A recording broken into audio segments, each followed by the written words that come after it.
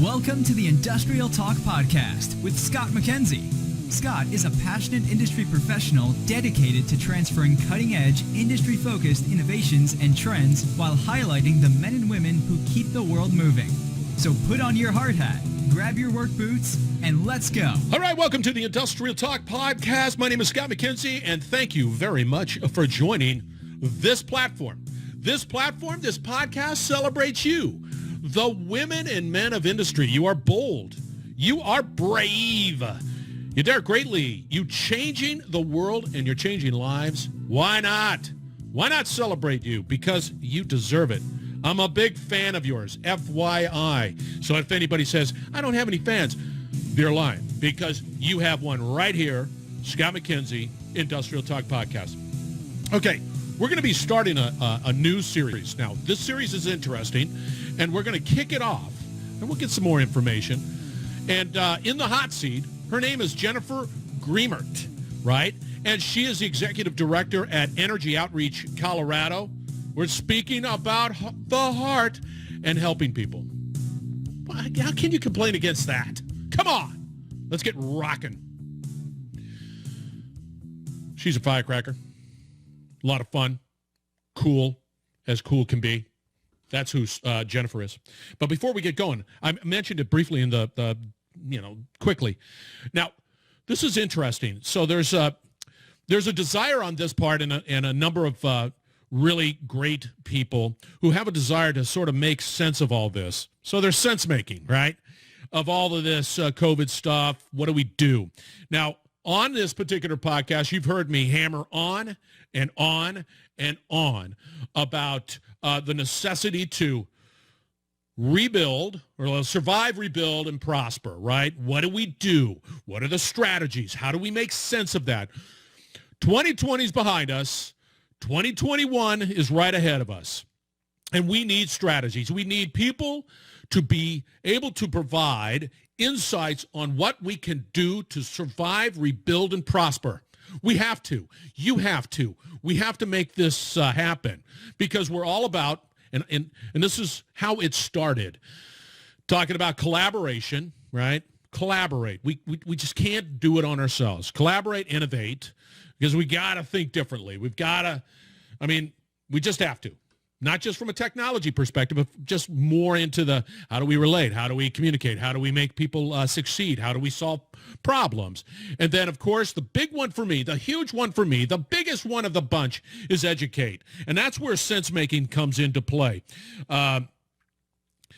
We have been through a challenging year, some more than others. Some are, you get the various degrees, but the reality is nobody's going to sit there and say, that was sort of a normal year. It wasn't, right? And so myself, Cap Logistics, and others have come up with this program that we're trying to put meat on the bones as we speak. We're going to drive a flag in this, in the ground, but it is a way of being able to create real masterminds that have real insights to solve real problems that you and others can truly execute, not just from a business, but all the way up into the government level and downward and extend out. How do we help people succeed? How do we help people survive, right? What are the strategies and tactics? And because I've been talking about collaboration, this is purely a collaborative effort. And Jennifer here is the first one out of the gate. So this is how it rolls. We'll do podcasts. We will definitely start talking about all of the details associated with what Jennifer does and others do. And then we start to collaborate and collect all that information. And then on January, put this on your calendar, January 28th, we're going to be talking about the community side of this effort, right? And how we can help the community from the perspective of people who are truly, and companies who are truly in the trenches and helping people succeed. And then we're going to do that not just from that. We're going to do it from an academic point of view. We're going to do it from a business point of view. And we're going to do it from a government point of view. And we're going to create an incredible network an incredible mastermind group that you can collaborate with, and everybody wins. And that's what we're trying to do. And we're using the platforms such as Industrial Talk podcasts, videos, all the media that we can possibly muster up to be able to get that message out and get you tactical solutions that make sense, because we're in the sense-making business. How's that? I'm worn out. One little intro and I'm worn out. All right, let's get on with the interview because she's wonderful. She's with an organization called Energy Outreach. Now, this is what's interesting about it. They help people, and they with their energy bills and with their that are maybe challenged in some way, shape, or form. They're able to sort of help keep that light on, keep the energy going, keep the natural gas paid, and be able to help them from truly an overall health perspective survive. And this is in Colorado, but pretty much every state has a similar organization, and I love this stuff. I love when people put their thoughts into action. And her team at Energy Outreach Colorado puts it into action. And we need more people like Jennifer. You need to step up, and we need to just do our part. There's a lot of people that need help, and there are a lot of great organizations and a lot of great people like Jennifer that want to help and that can provide an excellent avenue to make that happen. All right? Let's start talking about caring. Let's start talking about giving of your time and effort and not having or expecting anything in return, because you're heroes. You are industry heroes, and this platform is for you. So let's get on with the interview. Jennifer Gremmert. Now, that's Gremmert. The organization is Energy Outreach Colorado, and she's a fire plug. So enjoy the interview. Jennifer, welcome to the Industrial Talk podcast. I'm telling you, I'm looking forward to this conversation. How are you doing? I'm doing great. Thank you for having me. All the way from Colorado. It's cold over there. It is. Have you got snow? We do, yeah. And it's supposed to snow tonight, so. Is it really? Yes, it's beautiful. Oh, I love the snow. We don't get enough of that here. Well, we get none in Louisiana. maybe the part of the top of the boot, but not here in old New Orleans area. No. When it does, it's a national security issue. You know, it's one of those problems. So anyway, for the listeners out there, now we're going to have a great conversation, and I am just jacked about it. Give us a little background, who you are, and why you're such an incredible professional, and then we're going to venture on into the interview itself. Sure. So I'm Jennifer Gremmert. I'm the Executive Director of Energy Outreach Colorado. So we're a statewide nonprofit whose mission is to ensure that all Coloradans can afford home energy. And I've been fortunate to be with this organization for over 20 years. I've spent my entire career in the nonprofit sector, focused on affordable energy, affordable housing, economic literacy, and even did a little stint with the higher education realm. But I am a person who really enjoys fundraising. I enjoy repurposing funding to help those in need. Repurposing. I love it. Yeah, I've made a career out of it. So, but how does somebody like you, why is this, why did you get involved? You know, I think I grew up in a family that was all about, economic equality and sort of knowing that there's a lot of people that have more than me, but so many more people that have less. And so when I kind of discovered the nonprofit sector as a career opportunity, I kind of jumped on it. I have an economics and political science background, so I like that intersection of policy and, money and math and distribution of resources. I discovered Energy Outreach Colorado in the mid-90s. I was the fourth employee hired. And this was when energy, it's always been obviously a critical need and a basic need. But it was a little simpler than it is now, right? It was sort of the framework that we had of our energy sector was how it was designed 100 years ago.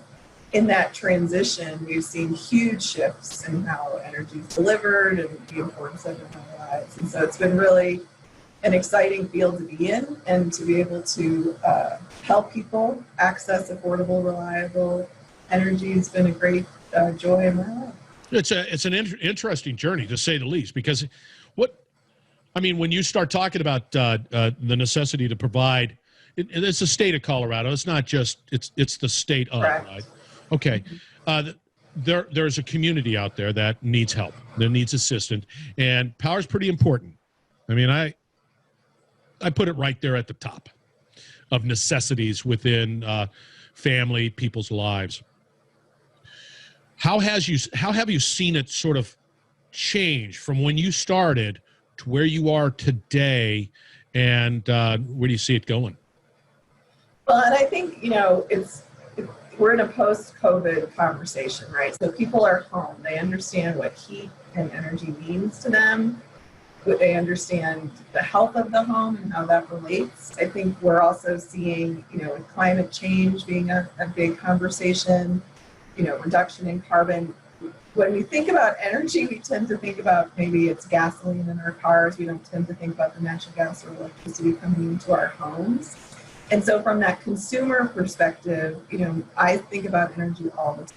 Most people spend a few minutes a year thinking about it. They just take for granted that they turn the light on, that the heat is going to be there. They do. I'm one of them. And it's like we had a storm come through, power was out. I'm going, what is going on here? What have they not done? Exactly. And think of Louisiana and the impact that power had on people's lives, right? And I think this is something that we just have to, balance of how energy comes to us, how we use it, the value that it has in our lives. And then as we look at sort of this transformation of energy, right, that we want to produce energy in different ways, that we want to consume it in different ways, that we're starting to have technology that allows us to control that usage differently than it used to.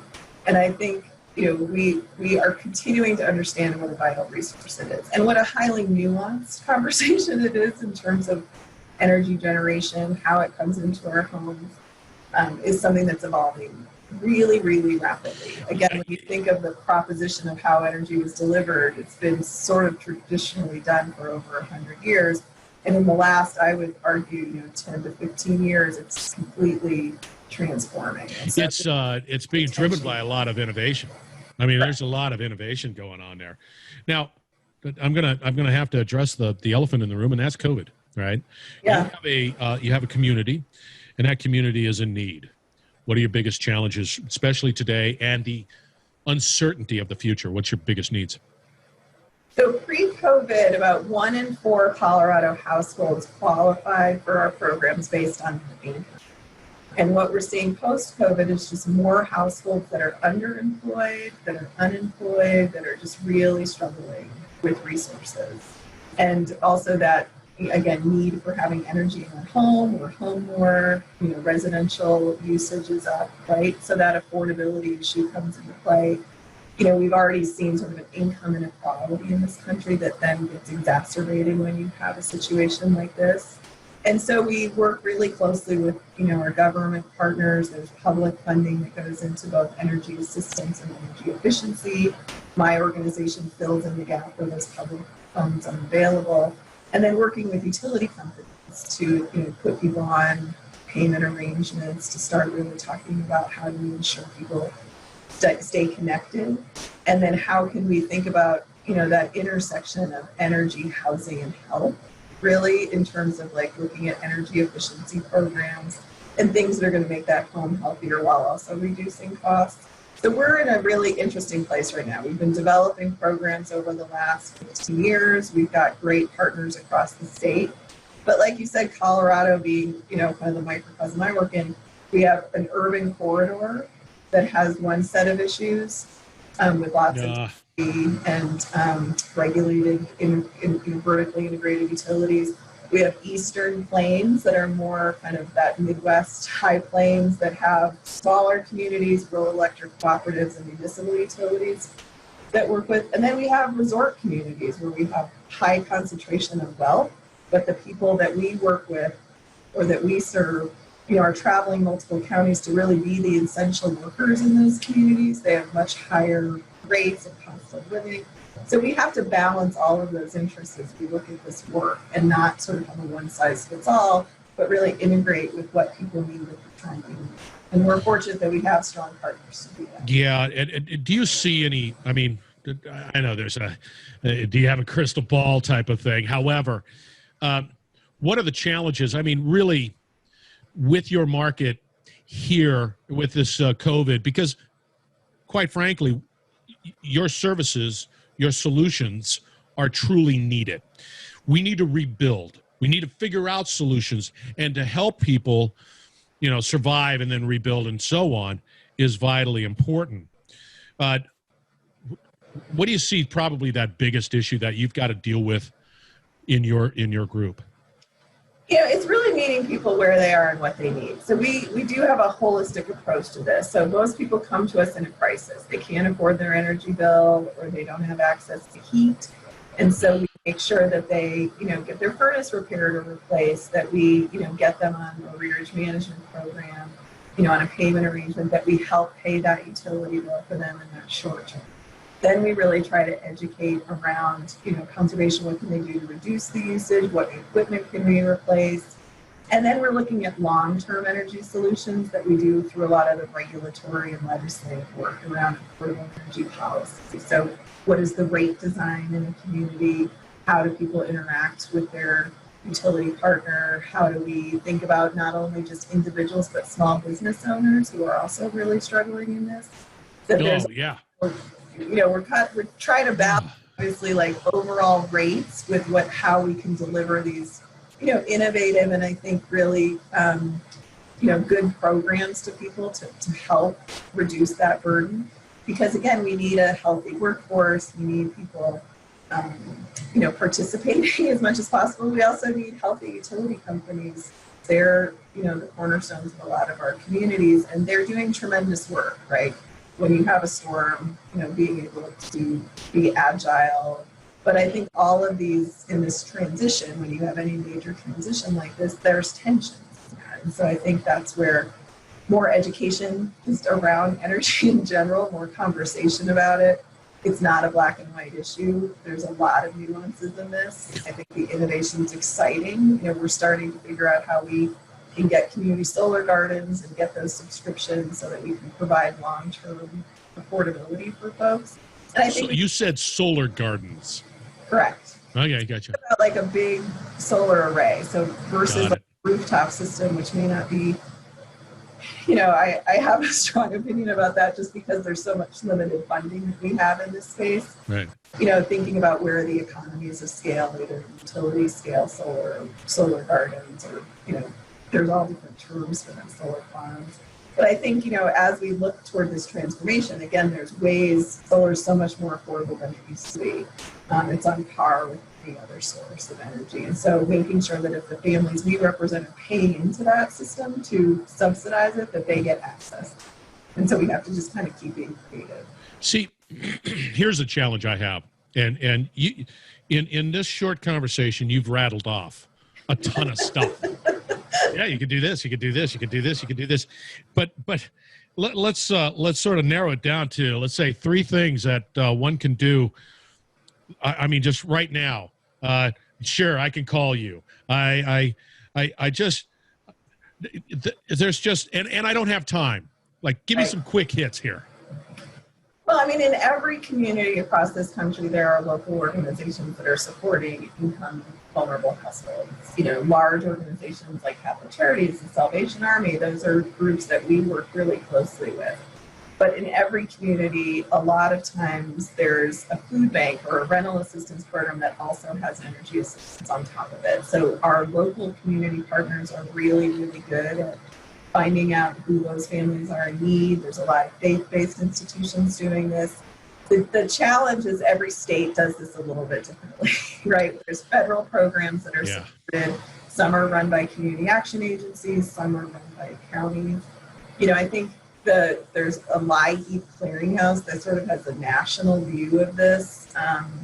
Looking at all the different utility programs, it's kind of all over the place because energy regulation and management is all over the place. But I can tell in every state there's an organization similar to ours or doing the kind of work we do. And I think, look at what your utility company does. Can you donate one point of your bill? Can you, help your neighbor? Right. And I do like that. Now, that's all great. Okay. So I got a number. And it starts with the number. But see, this is a problem with power. If I don't have power, I'm having a hard time with the number. It's just like one. But anyway, let's say I can make that call and I can get that. So there's people out there and organizations, companies, whatever, are willing to help. Yes. You're still struggling. Yeah, I mean, I think we have to look at what's happening with COVID. There's part of our population that's thriving. They're working from home. Nothing's changed. Their expenses are down. We have more disposable income. And then we have a group of folks that are always going to be challenged because of the wages they have. They're maybe underemployed, they're working less hours, or they get sick and they don't have sick time. I mean, so there's this balance that we're seeing. And so how can one group help support the other group so that we aim sort of a health, right?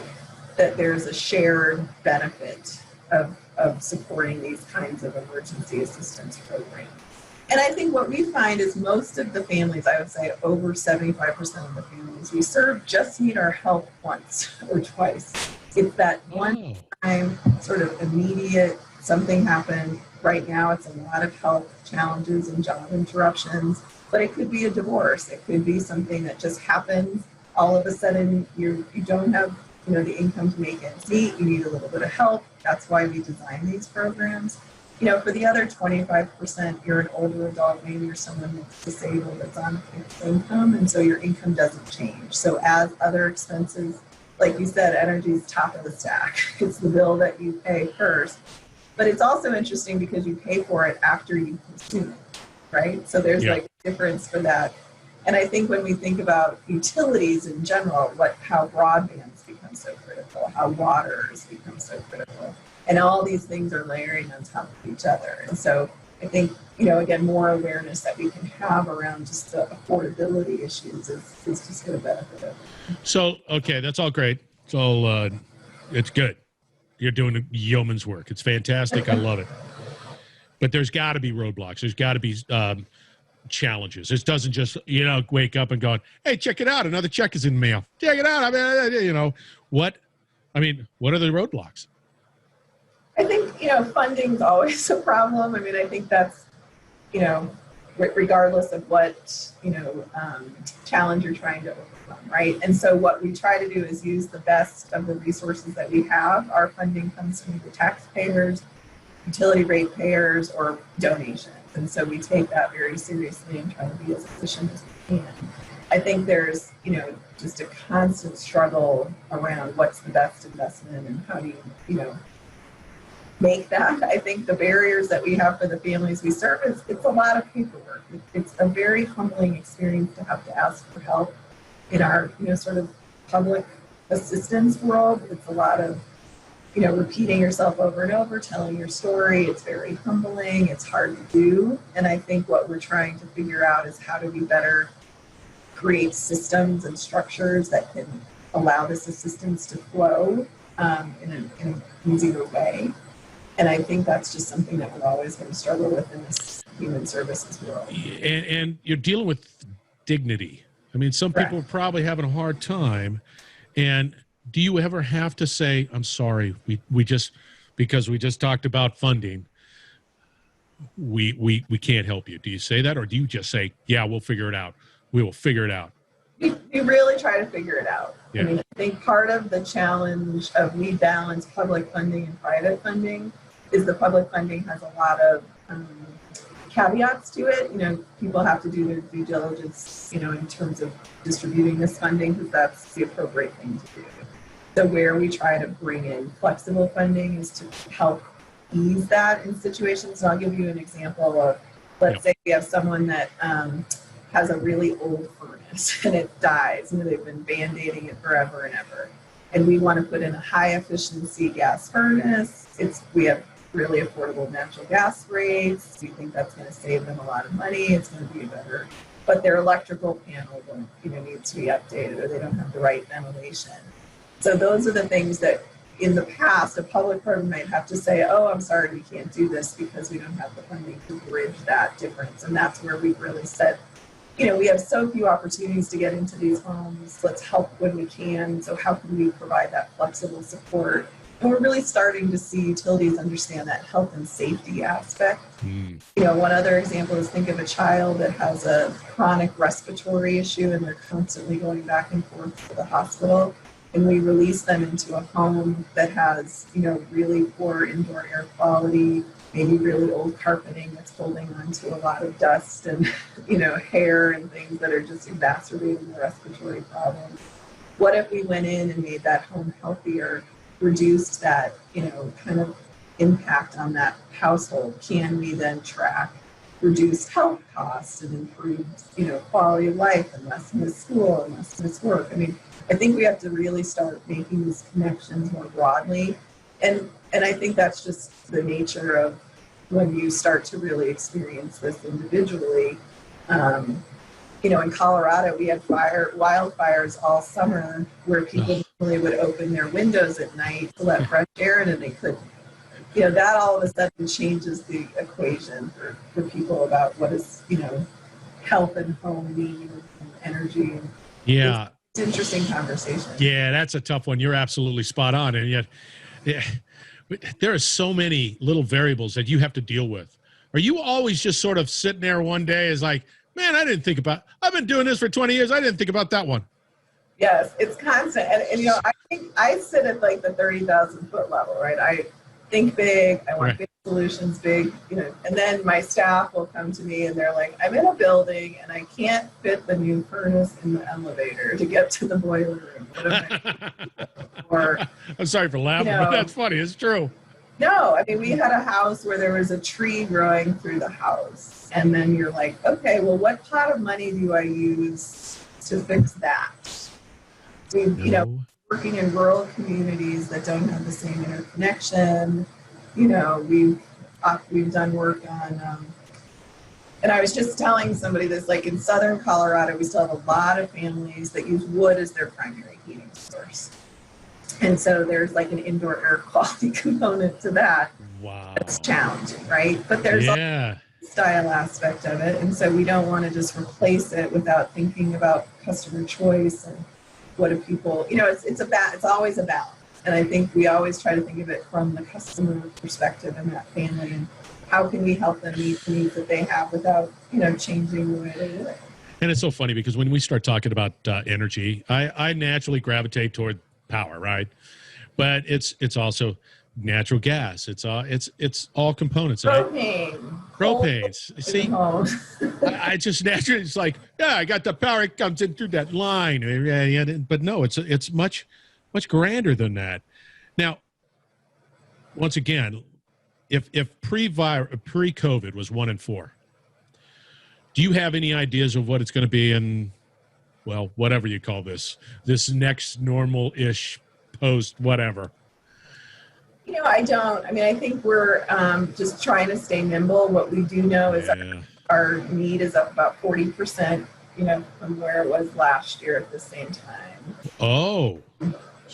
Our agency partners are just seeing, you know, so much more need in terms of food assistance and rental assistance. And so, again, that flexible money, you know, I think there's been a lot of great efforts, you know, at the federal level and certainly at the state of Colorado. We just were awarded $5 million through a special session that the governor kind of initiated with our legislature, and the legislature has been, you know, terribly supportive, but I think these are just drops in the bucket that are trying to get us through. And so there's, again, we don't know exactly how long it will go. We know there's a lot of people struggling. I think we're trying to make sure that people that are kind of new to this situation that may not have help in the past. I would imagine I would never know. I wouldn't know. I wouldn't even, like, dang, I can't pay my bills. Then I wouldn't know where to go from there. It's like it just dies. And what I want people to know is, like, there's a lot of us working really hard to generate resources so we can help you in that time. Yeah. But I also think people need to reach out to their utility companies because those companies have programs in place. They're doing payment arrangements. They, you know, have a lot of knowledgeable folks that are really, they want to keep you as customers. It's in their best interest. And so we have to kind of work together to get through this temporary period. And I think that's, again, for small businesses as well as individuals. Okay, we're going to have to wrap this up. Now, let me ask you this. If let's say I've got a lot of cash in my pocket and I want to give it to somebody and I want to give it to you, where do I go? You go to www.energyoutreach.org. And our website has all of our programs. It has connections to all of our partners. People can figure out where to access help. For you as an individual, we also have programs that help like multifamily affordable housing or nonprofits improve their efficiency. Then you can connect to national partners that we have that do this work all across the country. But energyoutreach.org. Check that out, man. I have nothing to add to that. I can't even poke holes in that strategy. I mean, it's easy. Go to energyoutreach.org. Easy. Yep. And you can get pretty much all the information. I guarantee you, worst case scenario, I would imagine there's a phone number and say, hey, I got a question.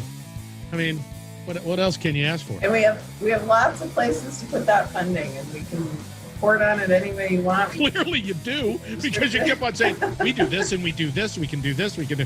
I mean, it's amazing. Kudos to you and your team. Absolutely wonderful. And I think that you're going to be needed more than ever. By 40%, it's like there's a need. 40% increase. Yeah, you're awesome. I love you. That's good stuff. I love what you guys do. You're awesome. All right, you listeners out there. Yeah. No. It's all on this side. Listeners out there, I want you to get involved. So we're going to wrap it up on the other side. Do not go away, because we will be right back. You're listening to the Industrial Talk Podcast Network.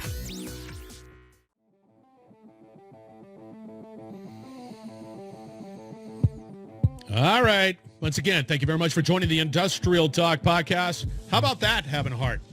Jennifer Gremmert, Gremmert is the name.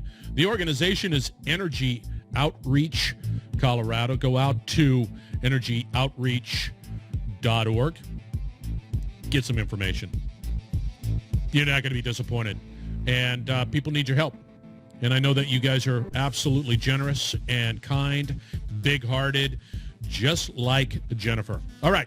Again, January 28th is going to be the date that we're going to be sort of driving that flag in for this particular sort of mastermind group on how we will survive, rebuild, and prosper. But with people who have a real vested interest in helping you and your company succeed, right? And they have insights, and we have to collaborate. We have to be innovative. We have to educate, and that's the real premise. So we have to make sense of all this so that we understand what to do, where to go, and how we can definitely survive, because we need you. It's that important. And these individuals, like Jennifer and others, are just willing to give of their time, their energy, their insights, their heart to be able to help us in these very challenging times. All right. Everything that you can possibly imagine will be out at industrialtalk.com. This particular podcast will have all those links. And then we're going to continue to sort of pump on it. This was the first one out of the gate. Jennifer was kind enough to be able to say, yes, I will do it. I see the vision. I understand it, and I want to be a part of it. Thank you, Jennifer. All right. Again, be bold, be brave, dare greatly, and hang out with people who are bold, brave, and daring greatly, and you're going to change the world, and that's what you're all about, because you're an industry, and you do that. All right. Thank you very much, and we're going to be back with another incredible podcast interview shortly. Be safe.